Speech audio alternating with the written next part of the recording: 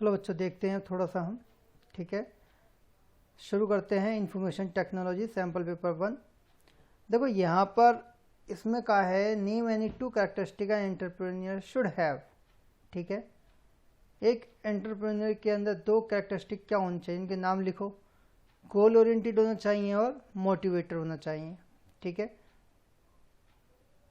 Number 2, who is the builder of economic growth.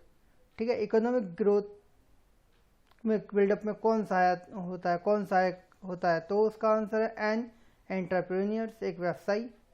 ठीक है, what is the most serious problem as far as sustainable development in agriculture is concern. ठीक है, तो इसका answer है to raise yields on existing croplands without extending the area under cultivation. ठीक है, हम कृषि योग्य भूमि तो बढ़ा नहीं रहे हैं, इंक्रीज नहीं कर रहे हैं, लेकिन हम चाहते हैं कि उतनी ही जमीन में फसल ज़्यादा से ज़्यादा हो जाए। ये सबसे बड़ी दिक्कत है।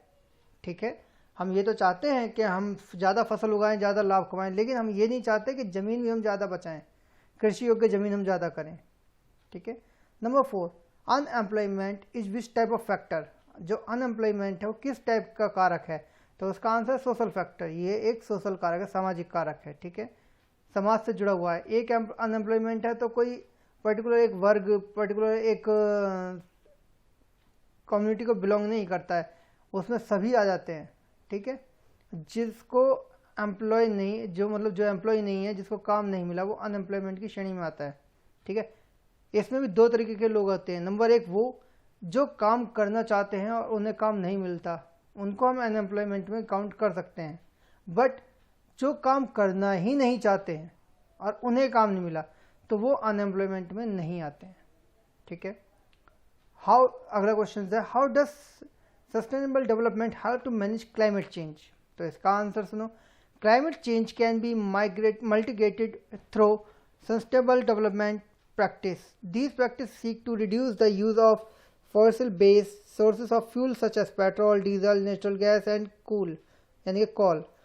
ठीक है, fossil fuels as a source of energy are unsustainable since they will be depleted at same time. Their burning is also responsible for the emissions of greenhouse gases and consequent global warming and climate change. ठीक है, यहाँ पे क्या कह रहा है कि how does sustainable development how to manage climate change.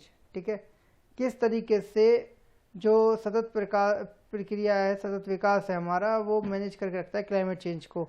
तो climate change can be mitigated through sustainable development practice. ठीक है, these practice seek to reduce the use of fossil based sources of, जैसे पेट्रोल हो गए, diesel हो गए, natural gas हो गई, हमारी कोयला हो गया।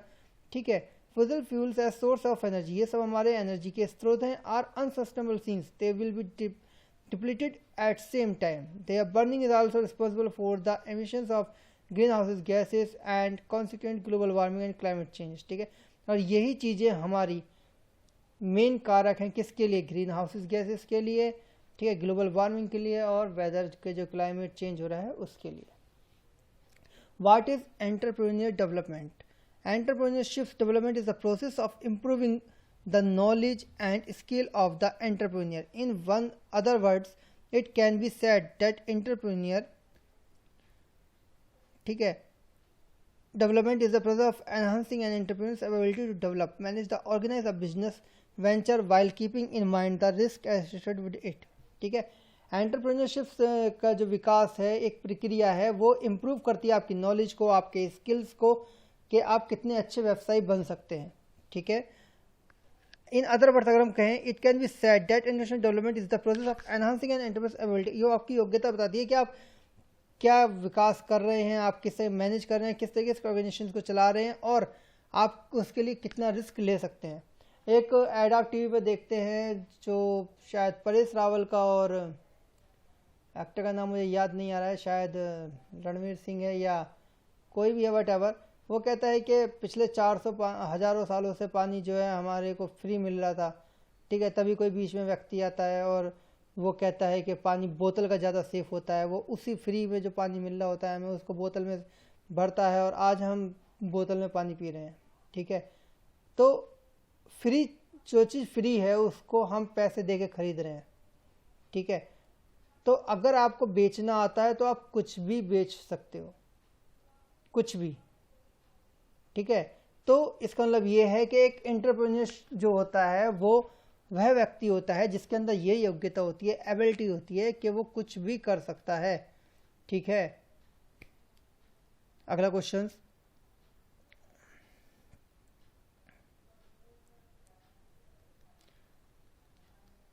which feature is designed to help people with disabilities so that use technology more easily, ठीक है। ऐसे कौन से फीचर डिज़ाइन किए गए हैं डिसेबिलिटीज पीपल्स के लिए जो उनको टेक्नोलॉजी में आसानी रखते हैं या आसानी से वो यूज़ कर सकते हैं? तो उसका आंसर है एक्सेसिबिलिटी, ठीक है। हमारे पास आईटी के अंदर एक टॉपिक है एक्सेसिबिलिटी। एक्सेसिबिलिटी का मतलब होता है जिसको आप आसानी से एक्सेस कर सकते हैं, ठीक है। ये बहुत बड़ा टॉपिक अपने आप में, इसको आगे समझाऊंगा। Dash is a network device that establishes an intelligent connection between a local network and external networks which are completely different in structures। तो इसका मतलब है gateway.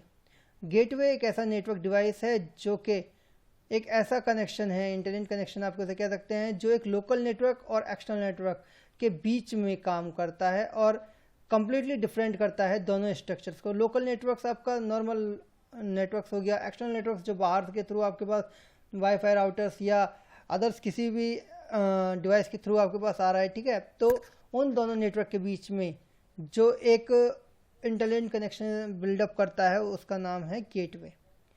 Question number 9, the web browser client that request HTML files from, ठीक है। जब हम web browser पर कोई क्लाइंट रिक्वेस्ट भेजता है HTML फाइल तो हम क्या कहते हैं? Web server. क्या कहते हैं उसको? Web server. वेब सर्वर पर ही सारे वेब पेजेस, जिसे आप वेबसाइट कहते हैं, वो स्टोर होते हैं, ठीक है। Mention two advantage of database, तो इसका आंसर है रिड्यूसेंसी। डेटा रिड्यूसेंसी ये देखो यहाँ पर, और डेटा शेयरिंग, ठीक है। एक तो जितनी भी डुप्लीकेशन होती हैं, जितना भी डुप्लीकेट डेटा होता है हमारा वो रिड्यूस हो जाता है। नंबर 2, डाटा की शेयरिंग होती है, डाटा शेयर होता है हमारा, ठीक है। हम डाटा को शेयर कर सकते हैं। उसके बाद हमारे पास अगला क्वेश्चन है, which language is used to define the structure of your tables and other object in the database? DDL, data definition language, ठीक है।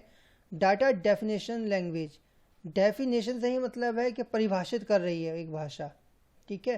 तो वो भी वही पूछ रहा है, विच लैंग्वेज, किस लैंग्वेज भाषा के अंतर्गत हम ऐसा स्ट्रक्चर बनाते हैं जिसमें टेबल और ऑब्जेक्ट्स को डेटाबेस बनाया जा सके, तो वो हमारा DDL होता है। डेटा डेफिनेशन लैंग्वेज के अंदर ही हमारे पास इंसर्ट कमांड, क्रिएट कमांड्स आती हैं, ठीक है। What is field in database? Give an example. Database के अंदर फील्ड क्या है, एक एग्जाम्पल के थ्रू बताइए। A field is an area reserve for a specific piece of data customer thing. जो हमारे डाटाबेस के अंदर फील्ड होता है वो एक पर्टिकुलर एरिया होता है जो कि एक पर्टिकुलर फील्ड के लिए, हमारे पर्टिकुलर डाटा के लिए हमारे पास अवेलेबल होता है, ठीक है। जैसे कस्टमर नेम हो गया, स्टूडेंट नेम हो गया, स्टूडेंट ID हो गई, आधार कार्ड हो गया, पैन कार्ड हो गया, ये सब हमारे क्या हैं? ये सब हमारे फील्ड हैं, ठीक है। और ये सारे फील्ड ही कहलाते हैं। Write two advantage of using internet. अब इंटरनेट के दो फायदे क्या क्या हो सकते हैं? Number 1, it is use for communication, entertainment, searching information and for providing many type of service, ठीक है। जो हमारा इंटरनेट है उसका यूज़ कम्युनिकेशन के लिए यूज़ किया जा सकता है, एंटरटेनमेंट के लिए यूज़ किया जा सकता है, और कुछ भी इन्फॉर्मेशन को आप सर्च करना चाहते हैं जो कि नेट पर अवेलेबल है, वो जो इंटरनेट पर अवेलेबल है वही सर्चिंग इन्फॉर्मेशन आप सर्च आउट कर सकते हैं। And providing many type of service, और कई प्रकार की सर्विस को आप फाइंड आउट कर सकते हैं। It provide the facility of emails. Simple सी बात है, वो आपको ईमेल की फैसिलिटीज प्रोवाइड कराता है जिसकी वजह से आपका काम बहुत ही जल्दी हो जाता है। Question number 14, differences between circuit switching end packet switching, ठीक है। अब देखो यहाँ पर ये क्वेश्चन बहुत अच्छा है कि सर्किट स्विचिंग और पैकेट स्विचिंग में क्या अंतर होता है। अब पहली बात तो ये कि दोनों होते क्या है। Enter design for voice communication. Circuit switching जो होता है वो इनिशियली डिज़ाइन किया जाता है किसके लिए? वॉइस कम्युनिकेशन के लिए।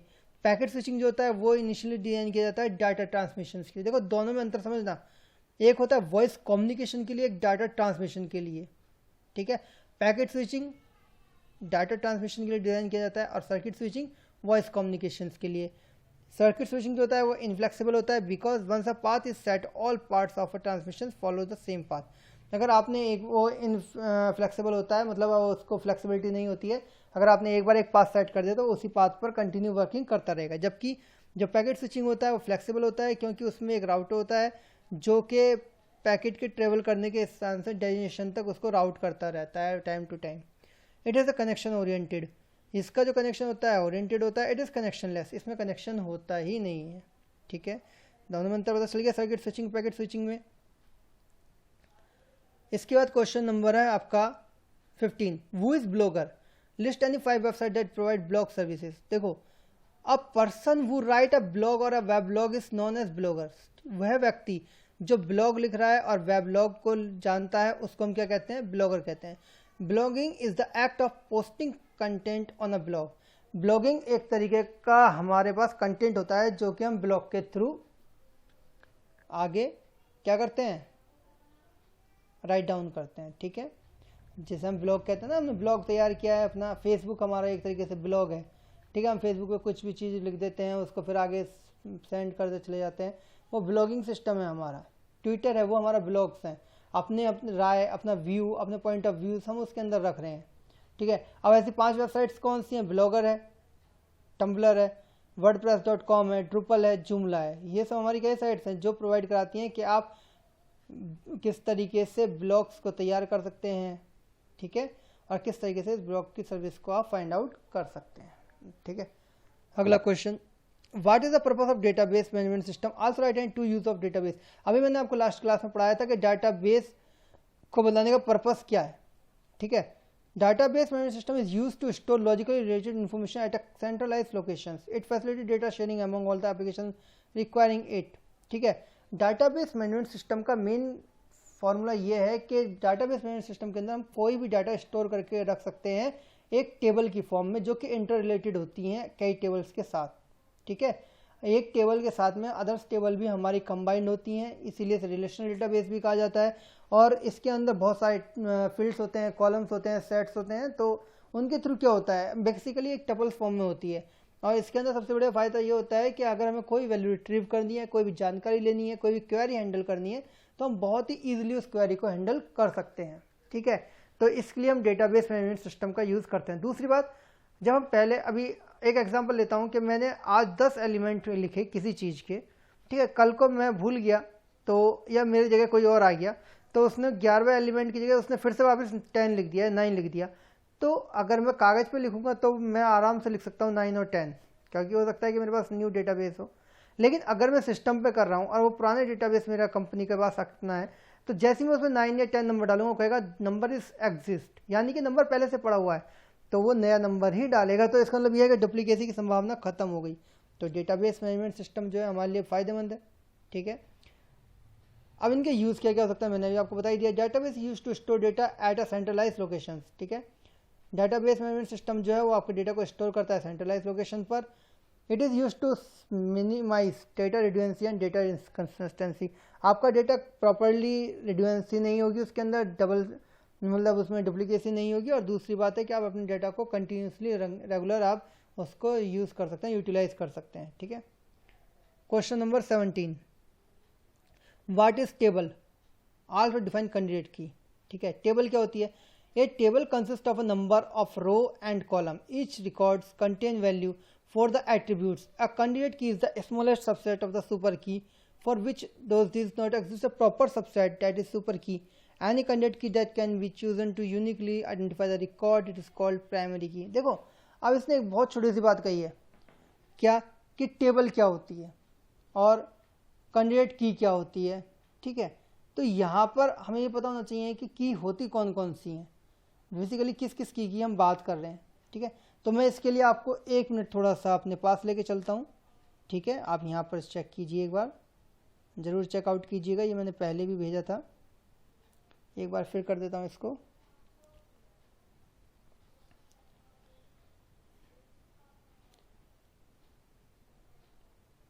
देखिए, कुछ इस तरीके की कीज़ होती हैं। पहले तो आप ये समझ लो कीज़ हैं क्या, ये जिनको हम कीज़ कह रहे हैं ये आखिरकार हैं क्या। अब आपको दिखाई दे रही होंगी। ठीक है, इन स्टूडेंट टेबल्स यू कुड, देखो यहाँ पर स्टूडेंट आईडी आपको दिख रही है, ये आपकी प्राइमरी की है, क्योंकि देखो प्राइमरी की क्या होती है, पहले हम प्राइमरी की को पढ़ ही लेते हैं। A field or a set of field that uniquely identify each record in a table is known as a primary key. ठीक है, प्रत्येक टेबल के अंदर एक फील्ड ऐसा जरूर होगा जो बिल्कुल कॉमन नहीं होगा, बिल्कुल यूनिक होगा, और जो यूनिक फील्ड है उसी को हम क्या कहते हैं, प्राइमरी की कहते हैं। दो बच्चे हैं, उनके फादर नेम सेम हो सकते हैं, उनकी डेट ऑफ बर्थ सेम हो सकती है, ट्विंस हो सकते हैं वो, ठीक है, जेंडर भी सेम हो सकता है, एड्रेस तो सेम होगा ही होगा, सब चीज़ सेम है, उनको हम क्लासीफाई कैसे करेंगे? तो उसे क्लासीफाई करने के लिए हम जब उस बच्चे को कहीं नाम देंगे या कोई स्कूल में जाएंगे तो वहाँ पर उसको एक पर्टिकुलर रोल नंबर या सीरियल नंबर मिलेगा, वो कभी भी एक नहीं हो सकता। ऐसा नहीं हो सकता कि रोल नंबर 1 पर भी अजय हो और रोल नंबर 2 पर भी अजय हो। ठीक है, तो वो जो रोल नंबर है 1 और 2 जो नंबर है हमारे पास, उन 1 और 2 नंबर्स को हम क्या कहेंगे, वो हमारी कहलाएंगी प्राइमरी की। क्या कहलाएंगी वो हमारी प्राइमरी की। तो जो वैल्यू यूनिक है उसको हम प्राइमरी की डिफाइन कर सकते हैं। अब यहाँ पर आप देखें स्टूडेंट की जो आईडी है वो क्या है, हमारी प्राइमरी की है। उसके बाद अब हमने कौन सी कीज़ की बात कर रहे थे, हम कैंडिडेट की बात कर रहे थे। तो अब स्टूडेंट आईडी के साथ में अगर मुझे, ठीक है, एक और की जरूरत पड़े तो मैं उसको कैंडिडेट की कहता हूँ। कैसे, क्या होती है वो, the set of all attribute which are uniquely identify each tuple of a relation are known as candidate keys. ठीक है, the set of all attributes which can uniquely identify each tuple of relation are known as candidate keys. Each table में have one or more candidate key and one of them will become the primary key. और ये primary की के बाद ही बनाई जाती है candidate key. ठीक है, the candidate key of relation is always a minimal key. No attribute in the key can be declared without destroying the property of unique identification. अगर मैं प्राइमरी की को खत्म कर दूंगा तो कैंडिडेट की भी अपने आप ही खत्म हो जाएगी। कैंडिडेट की बनेगी बिहाफ ऑफ प्राइमरी की। ठीक है, इसके बाद तीसरे नंबर पे देखते हैं कौन सी है, अल्टरनेट की। अल्टरनेट आप जानते हैं, अल्टरनेट नंबर होते हैं। आपके पास ये नंबर है, फिर आपने एक और नंबर दे दिया, यानी कि अगर आपका ये नंबर नहीं मिलेगा तो मैं आपके दूसरे नंबर पे आपको कॉल कर सकता हूँ। तो वही है, अगर मैंने कहा रोल नंबर है मेरे पास, फर्स्ट नेम है और फर्स्ट नेम काम नहीं कर रहा है तो मैं क्या करूँगा, मैं लास्ट नेम भी मैच कर लूँगा। ठीक है, तो वो मेरी क्या बन जाएगी, अल्टरनेट की बन जाएगी। The set of candidate key after selecting one of the key as primary key, all the remaining keys are known as alternate keys. जैसे फर्स्ट नेम और लास्ट नेम, ये मेरी क्या हो गई, अल्टरनेट कीज हो गई। ठीक है, इसके बाद एक और की आती है इसके अंदर, फॉरेन की। अब ये फॉरेन की क्या होती है, a field of a table that reference the primary key of another table is referred to as foreign key. The relationship between two tables is established with the help of foreign key. देखो आप यहाँ पर इस चीज़ को समझो, यहाँ पर course ID है, ये मेरी क्या है, फॉरेन की। क्यों, क्योंकि प्राइमरी की मेरी ये थी। ठीक है, कोर्स आईडी, अब जिसकी कोर्स आईडी होगी उसके पास कोर्स का नेम भी होगा। जैसे अब ये C002 है तो ये कंप्यूटिंग वाले बच्चे हैं, A004 है ये अकाउंट वाले बच्चे हैं। ठीक है, SO42 है ये शॉर्ट कोर्स वाले बच्चे हैं। ठीक है, P301 है ये हिस्ट्री वाले बच्चे हैं। कोर्स की टेबल देखो, एक टेबल यह है स्टूडेंट टेबल, एक है कोर्स टेबल।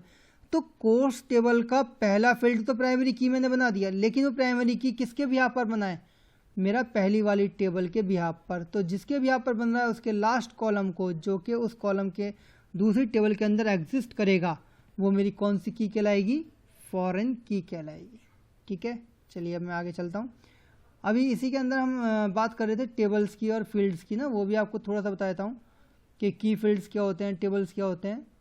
अभी हम देख रहे थे तो उसमें आया था क्वेश्चंस में कि की क्या होती है और टेबल्स क्या होते हैं। देखो टेबल्स ये रहा, it is a building block of any relation database model where all the actual data is defined and entered. A database consist of many tables.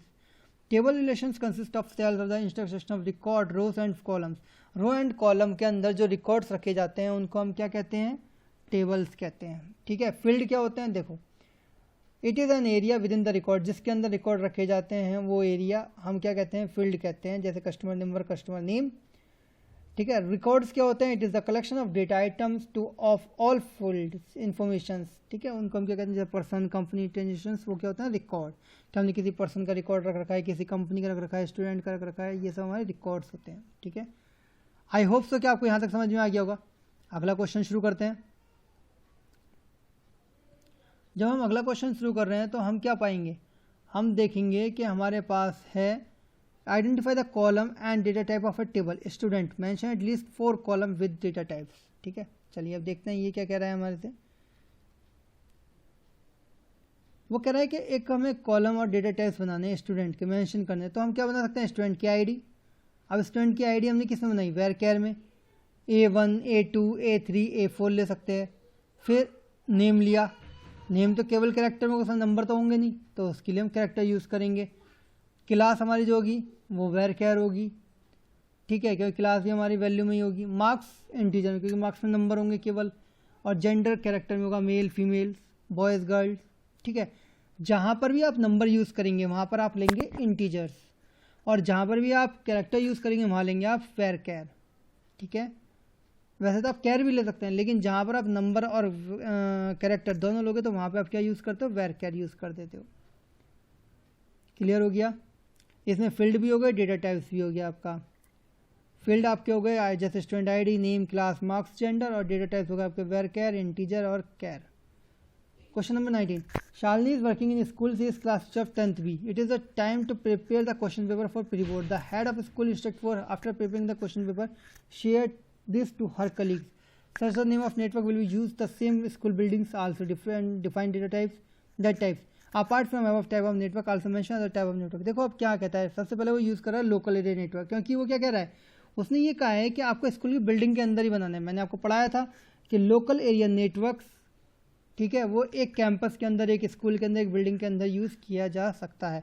तो when a group of computer and its device are connected in small area then the network is said to be LAN. A LAN typically races mostly on wired connections for increased speed and security, but wireless connection can also be a part of LAN. Apart from above type of network, also mention other type of networks. तो उसके बाद उसने कहा man भी use कर सकते हैं हम, वैन भी यूज़ कर सकते हैं, और पैन भी यूज़ कर सकते हैं, पर्सनल एरिया नेटवर्क, यानी कि मैं वाईफाई भी यूज़ कर सकता हूँ, ठीक है।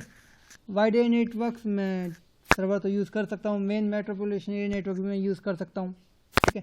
Question number 20. Again, Shalini uses a social networking site where she is used to some instance messaging software for chatting with her friends and relatives. She has some queries related to instance messaging, help for answering the queries. कौन कौन सी, name any two application based instant messaging software, कौन कौन से हो सकते हैं, WhatsApp, Facebook messengers, ठीक है। इसका अर्थ है जो शालिनी है वो सोशल नेटवर्किंग साइट पर काम कर रही है, उसे तुरंत मैसेज भेजना है चैटिंग करने के लिए अपने दोस्त को, अपने परिवार वालों को, तो वो क्या चीज़ें अप्लाई करेगी अगर उसके पास ये समस्या आती हैं। Name any two application based instant messaging softwares कौन कौन से हो सकते हैं, मैंने भी आपको बताया कौन कौन से, व्हाट्सअप और फेसबुक मैसेंजर्स। उसके बाद वो सेकंड क्वेश्चन क्या कहता है, सजेस्ट एनी टू की फीचर ऑफ इंस्टेंट मैसेजिंग, क्या क्या हो सकते हैं भाई, तो वो हो सकते हैं कि वीडियो कॉलिंग हो सकती है, और save messages for future reference, हम अपने मैसेज को संभाल के रख सकते हैं फ्यूचर रेफरेंस के लिए। Name any to web based instant messaging software, ठीक है। वेब बेस्ड मैसेजिंग सॉफ्टवेयर कौन कौन से होते हैं, तो वो होता है ईबडी हो गया, याहू हो गया, याहू वेब मैसेंजर हो गया, ठीक है। ये सारे हमारे ऐसे हैं जिनको हम डायरेक्टली मैसेज वेब से भेज सकते हैं। Fourth one, write full form of VoIP, voice over internet protocol, ये आपने अपने फ़ोन में देखा होगा, voice over internet protocol with reference to instant messaging, ठीक है। वॉइस ओवर इंटरनेट प्रोटोकॉल, इसका मतलब क्या होता है, इसका मतलब ये होता है, देखो आपने कई फ़ोन देखे होंगे, जब पहले हम फ़ोन करते थे तो हम क्या कहते थे कि आप जो फ़ोन है वो किसको, मुझे याद नहीं आ रहा है एग्जैक्टली, कि जब हम फॉर्म यूज़ करते थे तो हम किसके लिए यूज़ करते थे उसको, ठीक है। तो हम कहते थे कंट्रोलर को कॉल कर दो, तो वो पहले हम कॉल करते थे, वो बोलता था, हम सिर्फ सुनते थे, जब वो बोलना बंद कर देता, ओवर एंड आउट कहता था, तब हम बोलना शुरू कर देते, यानी कि सिंगल लाइन कम्युनिकेशन था, ठीक है, हाफ डुप्लेक्स मोड में। अब क्या है, डबल डुप्लेक्स मोड हो गया है, उसमें क्या होता है कि आप बोल भी पा रहे हो, सुन भी पा रहे हो, दोनों काम एक साथ कर रहे हो, तो उसे कहते हैं VoIP, voice over internet protocol, ठीक है। चलिए 21 क्वेश्चंस देखते हैं अब, बस ये आखिरी क्वेश्चन है, इसको और चेक कर लेते हैं। एक टेबल दिया है हमें, आइटम नंबर दिया है, आइटम नेम दिया है, एस्कोर दिया है, क्वांटिटी दिया है, रेट दिया है, लास्ट बाय दिया है, ठीक है। अब वो कह रहा है राइट एसक्यूएल कमांड, इनकी एसक्यूएल कमांड लिखो। अगर हम कहते हैं to display detail of all item in store table in ascending order of last buy, ठीक है, जो लास्ट में खरीदे गए हैं वहाँ से उनको असेंडिंग ऑर्डर में लगाना है, तो इसके लिए हम क्या बनाएंगे, select star from store order by last buy कहाँ है, ये लिखा हुआ। यानी कि आपने क्या करा, आपने सेलेक्ट करा स्टार फ्रॉम क्या, स्टोर ऑर्डर। स्टोर क्या है, हमारी टेबल का नाम है, ठीक है। ऑर्डर ये हमारा एक जो कमांड है वो है कि भाई हमें किस ऑर्डर में लगानी है। हमने कहा बाय लास्ट बाय, तो वो हमें किस कॉलम में लगा के देगा, असेंडिंग ऑर्डर में लगा देगा। To display item number and item name of those items from store table whose rate is more than 15। वो कह रहा है कि आइटम नंबर और आइटम नेम डिस्प्ले कराओ स्टोर टेबल के अंदर से जिनका रेट 15 से ज़्यादा है।